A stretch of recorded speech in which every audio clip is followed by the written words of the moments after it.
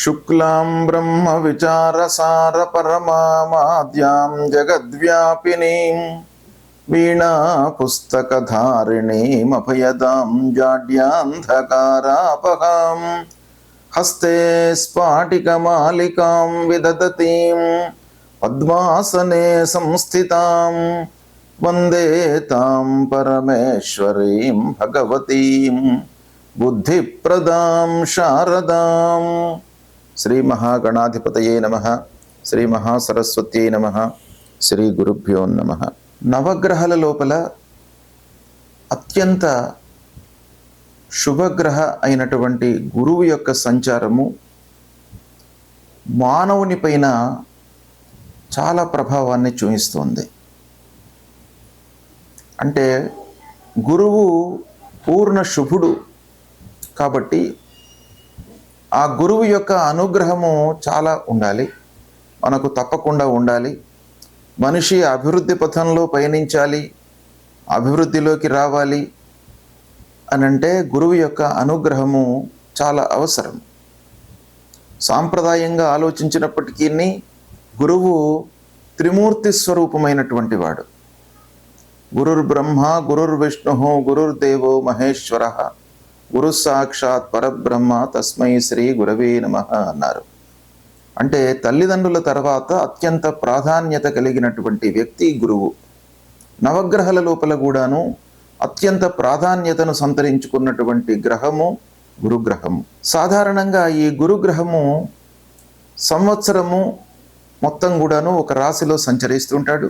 ఆ 12 నెలలు ఒక రాశిలో ఉండడం మూలకంగా వివిధ రాశులకు అంటే 12 రాశుల వారికి ఏ స్థానాలలో సంచరిస్తున్నాడు, ఎలాంటి ఫలితాలు ఉంటాయి అనేటువంటి విషయము మనము సర్వసాధారణంగా గోచార ఫలితాలను దృష్టిలో పెట్టుకొని చెప్పుకుంటూ ఉంటాము.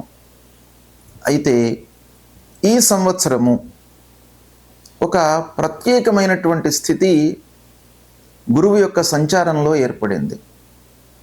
అదేంటంటే 14 మే 2025 రోజున గురువు మిథున రాశిలోకి ప్రవేశిస్తున్నాడు. 14 మే 2025 నుండి 18 అక్టోబర్ 2025 వరకు మిథున రాశిలో సంచరిస్తున్నాడు. అంటే 5 మాసాల 10 రోజులు ఈ రాశిలో సంచరిస్తున్నాడు. 12 మాసాలు ఉండవలసినటువంటి గురుగ్రహము ప్రథమం లోపల 5 మాసాల 10 రోజులు ఉంటున్నాడు.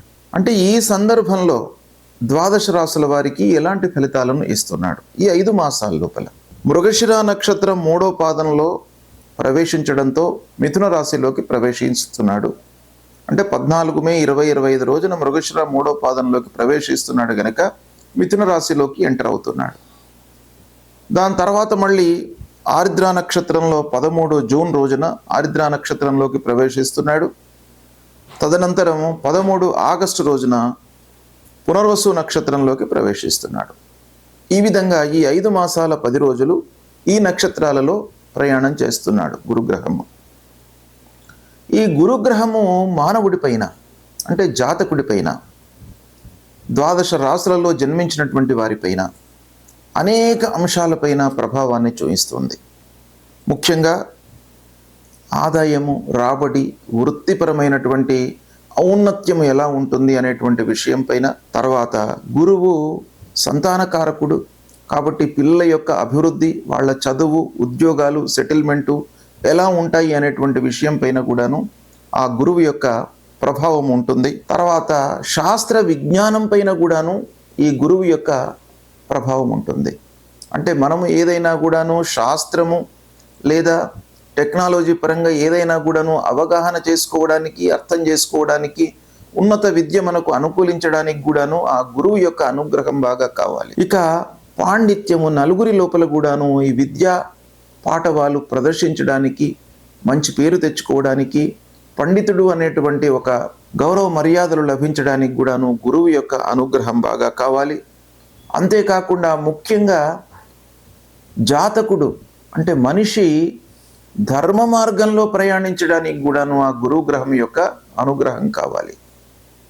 భక్తి మార్గంలో ప్రయాణించడానికి, భక్తి ప్రపత్తులో ఉండడానికి కూడాను ఆ గురువు యొక్క అనుగ్రహం కావాలి.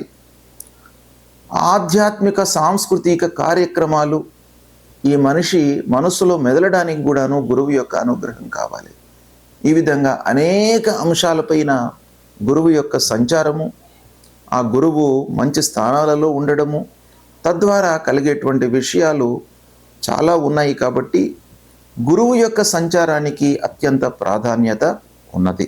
కుంభరాశి వారికి గురు గోచారము అంటే మిథున రాశిలో గురు సంచరిస్తున్నటువంటి సమయంలో ఫలితాలు ఎలా ఉన్నాయో తెలుసుకుందాం.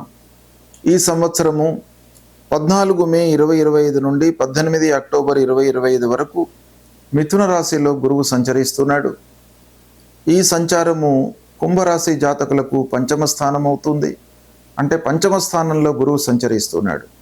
పంచమ స్థానంలో సంచరించడం చాలా కలిసి వచ్చేటువంటి అంశం, బాగా కలిసి వస్తుంది, శుభ ఫలితాలు ఎక్కువగా ఉంటాయి. అయితే ఈ పంచమ స్థానంలో సంచరించడం మూలకంగా ఎలాంటి ఫలితాలు ముఖ్యంగా ఉంటాయి అంటే, చేతిలో డబ్బు ఉంటుంది, శుభకార్యాలు చేయడానికి మీరు అన్ని రకాలుగా ప్రయత్నాలు చేస్తారు, శుభకార్యాలు చేస్తారు, సాహసించి పనులు చేయడానికి ఎక్కువగా అవకాశాలు ఉన్నాయి. అంటే సాహసించి పనులు చేయడము కొన్నిసార్లు అవసరమే జీవితంలో. ఏంటంటే ధైర్యే సాహసే లక్ష్మి అని మనం కొన్నిసార్లు ఆలోచించి కొంత సాహసం జోడించి పనులు చేసినట్టయితే మనను లక్ష్మి వరిస్తోంది. అంటే లాభాలు వస్తాయి కార్యక్రమాల లోపల. అంటే పనులు ఎప్పుడు చేయాలన్నా కూడాను మనం కొంత ధైర్యము సాహసము ప్రదర్శించాలి. అయితే ఈ పంచమ స్థానంలో ఉన్నప్పుడు మనకు సాహసం తోడవుతుంది. బుద్ధి విచక్షణను జోడించి మీరు పనులు చేసేటువంటి అవకాశాలు బాగా ఉంటాయి. తద్వారా మీరు సత్ఫలితాలను పొందుతారు. ఇక ఇంటి వాతావరణం మీకు అనుకూలంగా ఉంటుంది. భార్య పిల్లలతో సౌఖ్యంగా కాలయాపన చేస్తారు, సంతోషంగా ఉంటారు, ఆనందదాయకమైనటువంటి జీవితాన్ని గడుపుతారు. ఇక స్నేహితులు బంధువులతో మంచి మాట, తద్వారా మీకు చాలా పనులు నెరవేరేటువంటి అవకాశాలు ఉన్నాయి. ప్రారంభించినటువంటి పనులన్నీ కూడాను సమయానుకూలంగా, అంటే మీరు ఏదైతే సమయము నిర్దేశించుకున్నారో ఆ సమయంలో పూర్తి అయ్యేటువంటి అవకాశాలు బాగా ఉన్నాయి. ఆదాయ పరిస్థితి కూడాను చాలా మెరుగుపడుతుంది. సుహృద్భావ వాతావరణంలో మీరు చాలా పనులు చేసుకుంటూ ముందుకు వెళతారు. ఆఫీసులో ఉద్యోగస్తులకు, తోటివారితో, అధికారులతో స్నేహభావం పెరుగుతుంది. మీ పైన కూడాను అందరికీ పూజ్యభావం పెరుగుతుంది. మీ పనిని అందరూ కూడాను గుర్తిస్తారు.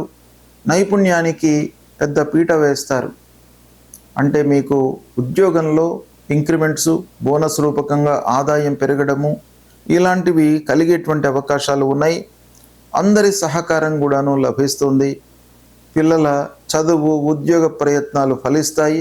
మంచి సంస్థలలో వాళ్ళు అడ్మిషన్ పొందేటువంటి అవకాశము ఉంది. ఉన్నత విద్యకై చేసేటువంటి ప్రయత్నాలు కూడాను బాగా కలిసి వస్తాయి. ఈ విధంగా కుంభరాశి వారికి పంచమ స్థానంలో గురువు చాలా శుభ ఫలితాలను ఇస్తున్నాడు. ఈ సమయాన్ని మీరు సద్వినియోగపరుచుకున్నట్టయితే అన్ని రకాలుగా మీకు సంతృప్తికరంగా ఈ సమయము గడుస్తుంది. అయితే కుంభరాశిలో జన్మించినటువంటి వారందరికీ కూడాను ఒకే రకమైనటువంటి ఫలితాలు ఉండవు.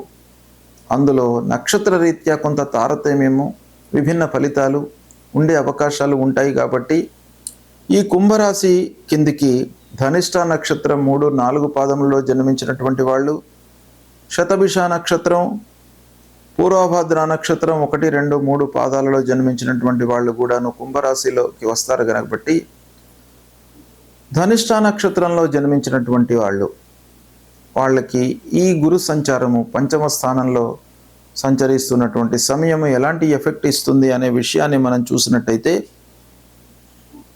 ధనిష్ట నక్షత్ర జాతకులకు 14 మే నుండి 13 జూన్ వరకు కొంత ప్రతికూలంగా ఉంది. అంటే మధ్యస్థంగా ఉంటుంది. రాశి రీత్యా చాలా బాగున్నాడు. ధనిష్ట నక్షత్రం వారికి ఈ సమయంలో 14 మే నుండి 13 జూన్ వరకు కొంత మధ్యస్థంగా ఉంది. 13 జూన్ నుంచి 13 ఆగస్టు బ్రహ్మాండంగా ఉంది. 13 ఆగస్టు నుండి మళ్ళీ 18 అక్టోబర్ మధ్యస్థంగా ఉంది. అంటే ధనిష్ట నక్షత్ర జాతకులకు ఓవరాల్గా మనం చూసినట్టయితే రాశిపరంగా ఈ 5 మాసాల 10 రోజులు చాలా అనుకూలంగా ఉన్నాడు. ఇందులో మధ్యన 13 జూన్ నుండి 13 ఆగస్టు వరకు చాలా బాగున్నాడు ధనిష్ట నక్షత్ర జాతకులకు. అంటే 2 రకాలుగా ఈ సమయం బాగా కలిసి వచ్చేటువంటి సమయం కాబట్టి దీన్ని మీరు సద్వినియోగపరుచుకున్నట్టయితే వ్యాపారస్తులు, ఉద్యోగస్తులు, స్వయం వృత్తిలో ఉన్నటువంటి వాళ్ళందరికీ కూడాను ఈ సమయంలో అద్భుతాలను మీరు చేసేటువంటి అవకాశాలు ఉన్నాయి. మంచి ఫలితాలను పొందే అవకాశాలు కూడాను బాగా ఉన్నాయి. ఇక శతభిష నక్షత్ర జాతకుల విషయం ఆలోచించినట్టయితే 14 మే నుండి 13 జూన్ వరకు అనుకూలంగా ఉంది. 13 జూన్ నుండి 13 ఆగస్టు ప్రతికూలంగా ఉంది. మళ్ళీ 13 ఆగస్టు నుండి 18 అక్టోబర్ అనుకూలంగా ఉంది. శతభిష నక్షత్ర జాతకులకు మధ్యకాలంలో కొంత ప్రతికూలత ఉన్నప్పటికీ ప్రారంభంలో చివరిలో బ్రహ్మాండంగా ఉంది నక్షత్ర రీత్యా కూడాను. కాబట్టి ఓవరాల్గా శతభిష నక్షత్రం వాళ్ళకి ఇంకా బాగా జరిగేటువంటి అవకాశాలు ఉన్నాయి. ఇక పూర్వభద్ర నక్షత్రంలో జన్మించినటువంటి వాళ్ళ విషయం చూసినట్టయితే 14 మే నుండి 13 జూన్ వరకు అనుకూలంగా ఉంది. 13 జూన్ నుండి 13 ఆగస్టు వరకు కూడాను అనుకూలంగా ఉంది. 13 ఆగస్టు నుండి 18 అక్టోబర్ వరకు కొంత సామాన్యంగా ఉంది. ఈ విధంగా పూర్వభద్ర నక్షత్రం వాళ్లకు చివరి లోపల కొంత అనుకూలత ఉన్నప్పటికీ ప్రారంభంలో మధ్యలో నక్షత్ర రీత్యా బాగా ఉంది, రాశిరీత్యా కూడాను బాగా ఉంది. కాబట్టి ఓవరాల్గా పూర్వభద్ర నక్షత్రం వాళ్ళకి అనుకూలంగానే ఉంటుంది. ఈ విధంగా నక్షత్ర రీత్యా కొంత విభిన్నమైనటువంటి ఫలితాలు ఉన్నప్పటికీ కుంభరాశి వారికి ఓవరాల్గా చాలా బాగుంది. పంచమ స్థానంలో గురువు సంచరిస్తున్నాడు గనుక మంచి ఫలితాలు ఎక్కువగా మీరు పొందేటువంటి అవకాశాలు ఉన్నాయి. అయితే గురు భగవానుడు ప్రత్యేకంగా కొన్ని విషయాలలో చాలా ప్రభావాన్ని చూపిస్తాడు. ఏంటంటే రాబడి, ఆదాయము, ఖర్చులు, ఇంక్రిమెంట్లు, బోనస్సు ఇలాంటి విషయాలలో మీకు గురువు అనుకూలంగా ఉన్నాడు. కాబట్టి ఈ కార్నర్స్లో మీకు బాగా కలిసి వచ్చేటువంటి అవకాశాలు ఉన్నాయి. ఇక పిల్లల విషయం లోపల కూడాను మీకు బాగా కలిసి వస్తుంది. వాళ్ళ చదువులు, హయ్యర్ ఎడ్యుకేషను, శుభకార్య విషయాల లోపల కూడాను మీకు ఈ సమయం బాగా అనుకూలిస్తుంది. మీ లెవెల్లో మీరు ప్రయత్నాలు చేసినట్టయితే ఇంకాను మీకు అనుకూలమైనటువంటి ఫలితాలు ఉండే అవకాశాలు ఉన్నాయి. భక్తి ప్రపత్తులతో మీరు ఉంటారు. ఈ సమయంలో ఆధ్యాత్మిక కార్యక్రమాలకు హాజరవుతారు. విలువైనటువంటి వస్తువులను కొనుగోలు చేసేటువంటి అవకాశం కూడాను ఈ సమయంలో బాగా ఉంది. కాబట్టి ఓవరాల్గా కుంభరాశి వారికి గురు భగవానుడి యొక్క అనుగ్రహము 14 మే నుండి 18 అక్టోబర్ వరకు చాలా బాగుంది. దీన్ని సద్వినియోగపరచుకోండి, శుభ ఫలితాలను పొందుతారు. గురువు ప్రతికూల స్థానాలలో సంచరిస్తున్నటువంటి సమయంలో మనము పరిహారాలు చేసుకోవడము చాలా ఉత్తమమైనటువంటి కర్తవ్యం. అంటే మానవ ప్రయత్నంగా కొన్ని రెక్టిఫికేషన్స్ చేసుకొని భగవంతుడి అనుగ్రహం కొరకై మనము పరిహారాలను చేసుకోవాలి. పరిహారాలను చేసుకునేటువంటి క్రమంలో మనకు శాస్త్రము 3 రకాలుగా చెప్పింది. ఒకటి, ఆ గురువుకు సంబంధించినటువంటి మూల మంత్రాన్ని ప్రతినిత్యం కూడాను జపించుకోవడము. దేవానాంచ ఋషీణాంచ గురుం కాంచన సన్నిభం వందనీయం త్రిలోకానాం తం నమామి బృహస్పతిం అనేటువంటి ఈ మూల మంత్రాన్ని ప్రతినిత్యం కూడాను 16 సార్లు జపించినట్టయితే ఆ గురు భగవానుడి యొక్క అనుగ్రహం మీకు లభిస్తుంది. రెండవది, మాతాపితృలను సేవించడము. ఇది చాలా ముఖ్యమైనటువంటిది. రెండవది, ప్రతినిత్యం కూడాను తల్లిదండ్రులను సేవించడం మూలకంగా, తల్లిదండ్రులు ప్రథమ గురువులు మనకు, కాబట్టి వారి యొక్క అనుగ్రహం లభిస్తుంది. తల్లిదండ్రుల యొక్క ఆశీర్వచనము, అనురాగము, ప్రేమ లభించినట్టయితే మీకు అన్నీ కూడాను జయాలే కలుగుతాయి మీ జీవితంలో. కాబట్టి ప్రతినిత్యం కూడాను తల్లిదండ్రులకు నమస్కరించుకోవడము, వాళ్ళ యొక్క బాగోగులు తెలుసుకోవడము, సపర్యలు చేయడము, ఇది చేయడం మూలకంగా మీకు గురు భగవానుడు ప్రీతి చెందుతాడు. ఇక మూడవది, గురువుకు సంబంధించినటువంటి దానాలు ఇవ్వడము. గురువుకు సంబంధించినటువంటి దానాలు ముఖ్యంగా పసుపు పచ్చ వస్త్రము, శనిగలు, ఇవి దానం ఇవ్వాలి. వస్త్రదానము, శనిగలు దానంగా ఇవ్వడం మూలకంగా కూడాను ఆ గురు భగవానుడు ప్రీతి చెందుతాడు. దానము ఎప్పుడైనా కూడాను మనము ఎవరికైతే అవసరమో వాళ్ళకే దానం ఇవ్వాలి. కొంత ఇబ్బందులలో ఉన్నటువంటి వాళ్లకు, అలాంటి వాళ్లకు మనం దానం ఇచ్చినట్టయితే ఆ దానానికి విలువ ఉంటుంది. కడుపు నిండినటువంటి వాడికి భోజనం పెడితే ఆ భోజనంలో ఉన్నటువంటి రుచి అనేటువంటిది వాడికి తెలియదు. ఆకలితో ఉన్నటువంటి వాడికి భోజనం పెట్టడము, ఇలాంటివి కొన్ని చేయడం మూలకంగా ఆ గురు భగవానుడు ప్రీతి చెంది మీకు దుష్ట స్థానాలలో సంచరిస్తున్నటువంటి ఆ ప్రతికూల ఫలితాలను తగ్గించి అనుగ్రహించేటువంటి అవకాశాలు ఉంటాయి. కాబట్టి తప్పకుండా ఈ దానాలను కూడాను మీరు ఆచరించండి. 4వది, భగవంతుడి అనుగ్రహం కొరకై దేవాలయానికి వెళ్ళడము, దైవ ప్రార్థన చేయడము, నామ సంకీర్తన చేయడము, ఇవి కూడాను మనకు పరిహారంలో చాలా ముఖ్యమైనటువంటివి. దత్తాత్రేయ స్వామిని కొలవండి, దక్షిణామూర్తి స్తోత్ర పారాయణం చేయండి, తర్వాత నరసింహస్వామిని కొలవండి, విష్ణు భగవానుణ్ణి కొలవండి.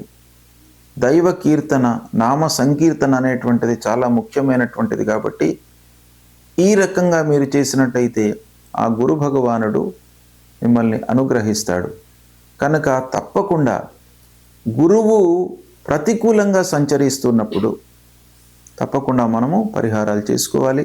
ఇవి చేసుకోండి, మీరు శుభ ఫలితాలను పొందుతారు. శుభం.